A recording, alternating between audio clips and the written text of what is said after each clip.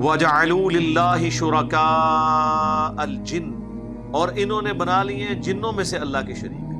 وَخَلَقَهُمْ، حالانکہ اللہ نے انہیں پیدا کیا تھا.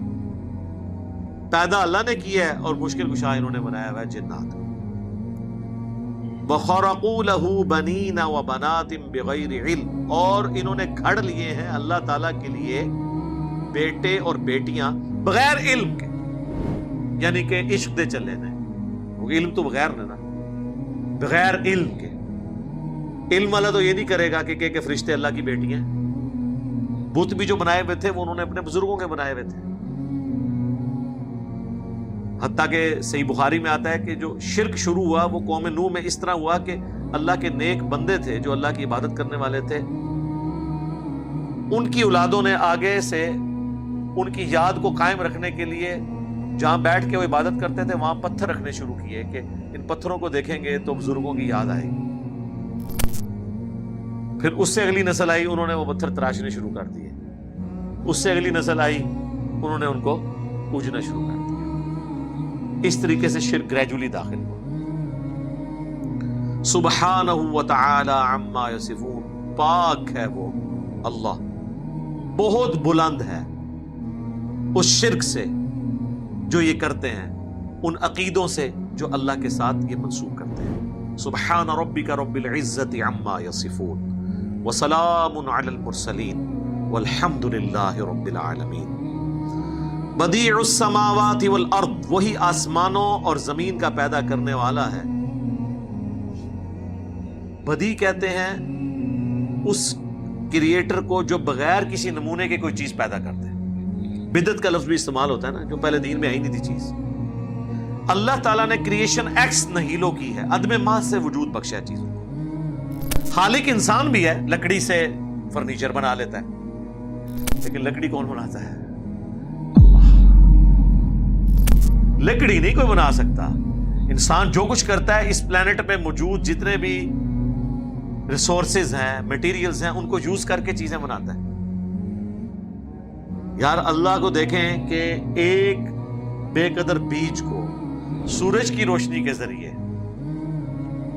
اتنا بڑا درخت بنا دیتا ہے. اس وقت پلانٹ پہ ایسے درخت بھی ہیں جن کی ہائٹ 300 تک بھی ہے، 300 فٹ تک، اور ان کو بھی پانی اوپر تک پہنچ رہا ہوتا ہے زمین سے سک کر کے، وہ سرفیس ٹینشن کے ذریعے. اگر موٹر لگانی پڑ جائے سرکار، آپ تو ایک علاقے کے درختوں کے بجلی نہیں پوری کر سکتے جو ان کو پانی چاہیے ہوتا ہے. آپ کو اندازہ نہیں ہے، ہزاروں کلو واٹ موٹریں چاہیے یہ جو بڑے درختوں کو پانی فیڈ کرنے کے لیے، وہ جو خود بخود سک کر رہے ہیں. سر خود بخود نہیں کر رہے، اللہ نے ڈیوٹی لگائی ہوئی ہے، ایسا physical phenomena of nature set کر دیا ہے. اچھا اللہ تعالیٰ نے بھی دیکھے کیسے امتحان میں ڈالا ہے کہ خود پیچھے ہے، اتنا کچھ واضح کر دیا ہے لیکن نظر کچھ نہیں آتا. تو انسان یہ سمجھتا ہے کہ ایسا ہی ہوا کرتا ہے. ایسا ہی کیوں ہوا کرتا ہے؟ اسی کے پیچھے تو قیامت ہے. اَنَّا يَكُونُ لَهُ وَلَدٌ وَلَمْ تَكُنْ لَهُ صَاحِبَةٌ، اس کا کوئی بچہ کیوں کر ہو سکتا ہے جبکہ اس نے اپنی بیوی کسی کو اختیار نہیں کیا.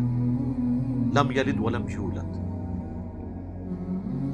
اچھا سورہ الزمر میں آیا کہ اگر اللہ تعالیٰ نے اپنا بیٹا کسی کو بنانا ہوتا نا تو اپنی مخلوق میں سے ہی کسی کو چن لیتا.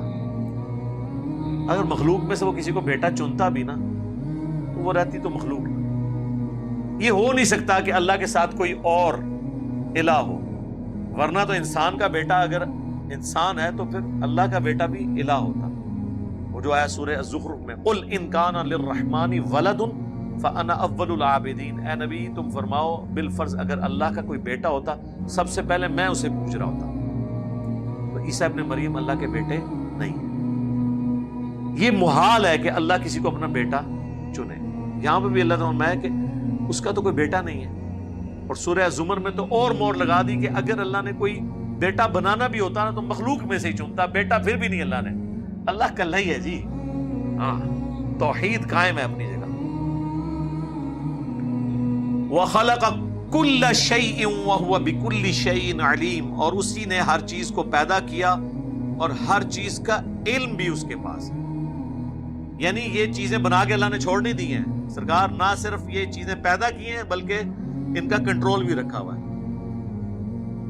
انسان سوچ سکتا ہے یار 20 لاکھ 2 ملین سے زیادہ سپیشیز پلانٹ ارتھ پہ انسانوں، جانداروں، چاہے وہ نباتات ہوں چاہے حیوانات، وہ ہو چکی ہیں ابھی تک ڈسکور. سائنٹسٹ تو کہہ رہے ہیں کہ 4 ملین تک جا سکتی ہیں. پھر ہر ایک سپیشی کی آگے کھربوں میں تعداد ہے.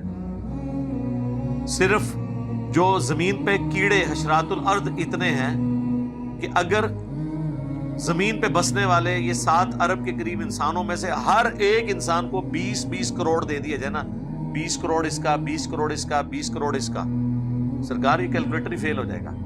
7 ارب 7 بلین ملٹیپلائیڈ بائی 200 ملین، کرو کیلکولیشن.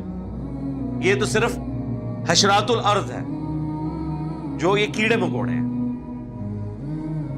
تو سائنٹسٹ نے تو کہہ دیا جناب 1 اسکوائر انچ بھی پلانٹ ارتھ پہ ایسا نہیں ہے جہاں کوئی زندہ مخلوق نہ ہو. ایک ڈبہ جو ہے انچ بائی انچ کا، یہ بھی کسی مخلوق سے خالی نہیں ہے. ہمارے جسم پہ بھی کتنے بیکٹیریاز ہیں جو خوراک حاصل کر رہے ہیں، وہ ہمیں نظر نہیں آ رہے، وہ آپ کو پھر نظر آئیں گے خوردبین کے ذریعے، مائکروسکوپ کے ذریعے. ہمارے منہ کے اندر ہزاروں بیکٹیریاز ہیں، معدے کے اندر ہیں، کسی کو پتا بھی نہیں تھا، یہ تو بھی سائنس بتا رہی ہے.